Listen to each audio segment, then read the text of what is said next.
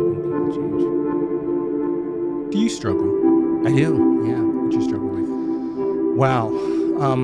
I run a lot of different aspects of my company. I have events side, we have a product side, we have corporate consulting, we have 250 corporate trainers, we have a vitamin company called Biosyntropy.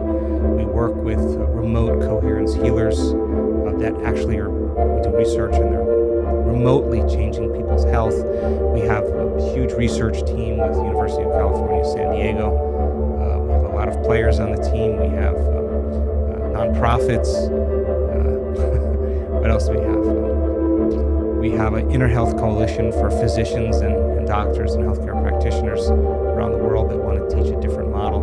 So I have a lot of different things that I have my hand in. And I think, I'm creative by nature. And I like to be creative. And sometimes I have a lot of obligations in terms of making decisions for 2026, decisions about things that I need to do, documentaries, whatever it is. And I think I struggle with not wanting more time for being creative. And that's kind of the fun part of my job, whether I look at the data, I see the research, then I go, oh my God, I want to do a meditation. Now I understand how to do this meditation or teach this better.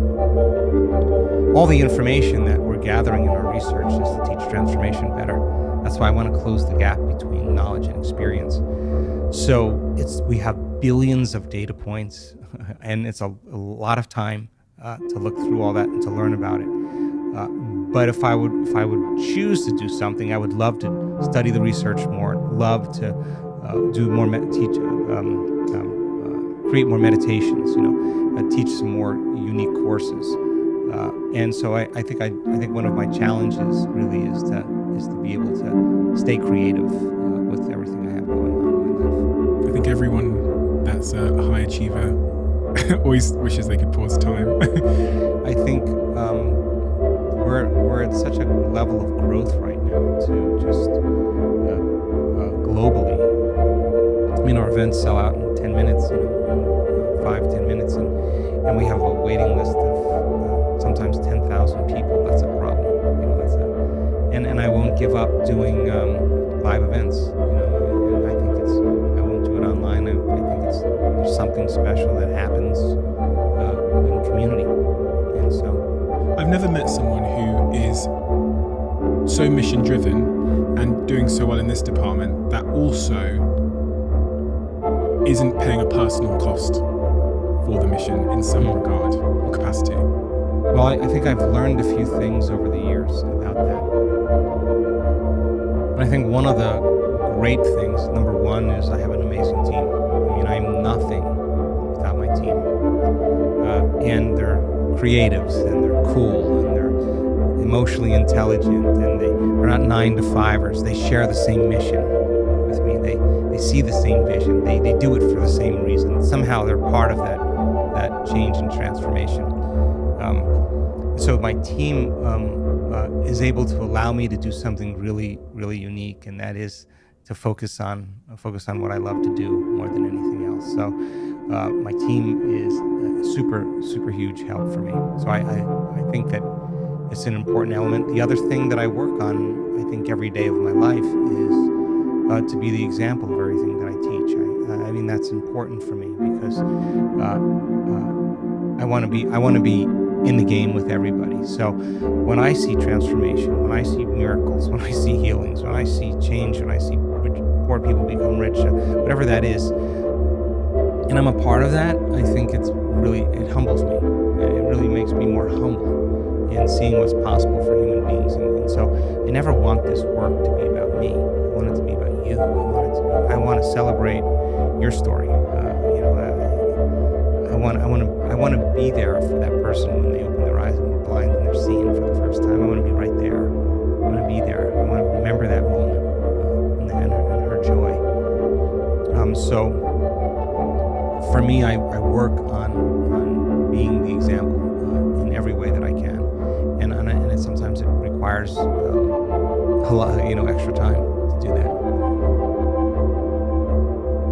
What is the and this is an interesting use of phrase, because I'm saying the word cost as if it's a negative, but I think everyone that's leading a mission, whatever that might be, and they're really dedicated to that mission in the way that you are, flying around the world, continuing to do it in person, where most people, everyone knows you could just do it online and you'd probably make more money, to be honest. There's people that just have moved online post-pandemic. You're giving a level of dedication and personal investment into this mission that must, well, I assume, it must come at a personal cost to some degree. You make sacrifices. You have to sacrifice relationships at times. Sometimes you can't be where you want to be. But I think that the people in my life that love me understand my mission, and they respect that. Sometimes I'm on 6 different time zones in 4 weeks, and that's a lot for my body, but God, watching somebody on the stage just the other day tell the story of how she overcame trifacial neuralgia in one moment in the event. She wanted someone to chop her head off. That's how much pain she had in her face for years. One moment. She said, I have no pain. That was the first time I've not had pain in years.